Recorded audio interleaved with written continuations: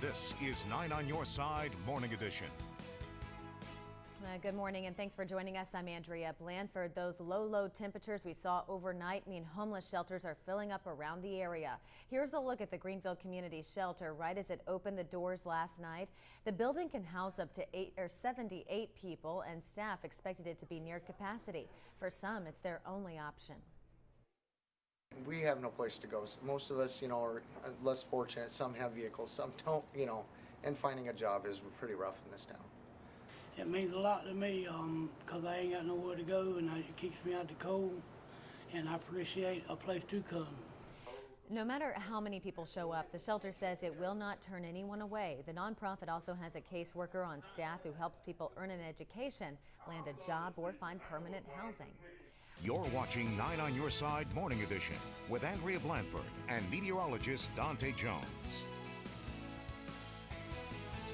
Welcome back. The time is 6:23. More than 25 million Americans live with diabetes. It's a disease that could cause stroke, high blood pressure, and heart disease. And the Pitt County Health Department does a lot to raise awareness. Yeah, that's right, including a workshop held yesterday to help people learn how to manage and prevent type 2 diabetes. Now, the American Diabetes Association urges everybody to understand the disease never stops and must be controlled. You're not alone, that we all go through periods of denial and anger and frustration. We all go through that. However, there is hope. With the proper information, you can do very, very well. Your diet plays a big role in staying healthy, so part of yesterday's presentation included a small cooking demonstration to show how diabetes doesn't stop you from eating what you love. I love that. I like that they did something like that. I have several friends with diabetes, and they had to learn that too the hard way. It's important. Yep.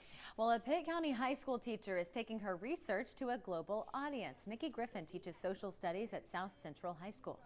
Now, she broadcasts a lesson on voting rights history, and thousands are tuning in to her video on the web.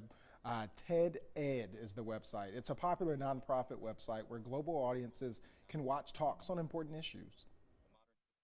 As a teacher, I talk every day and I lecture and we discuss what's important. It was a whole different thing to see it in that kind of format, so it was very exciting.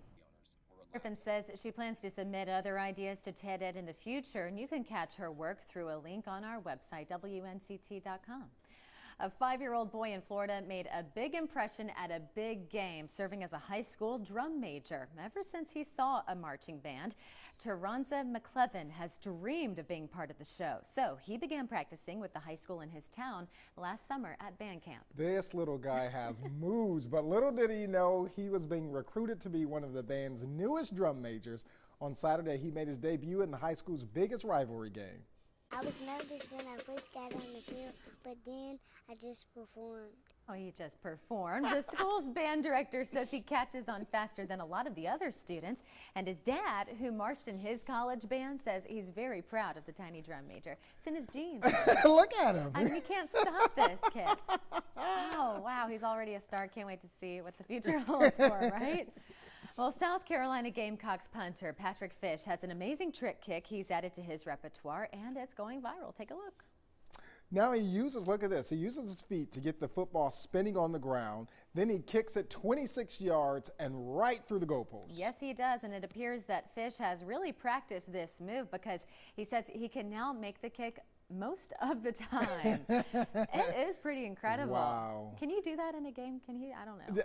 Who knows? You can try. That's amazing. You might try and get some penalty or something. If, sometimes how that happens. If you're on your way out, here is the look at the next 3 days in the forecast. And I wanted to give you the next 3 days because there's some hope. There's some thawing out and some warming up by the time we get to tomorrow. And then Saturday, only a slight chance of rain as you head out to the Pirates game. Try to get that Arg.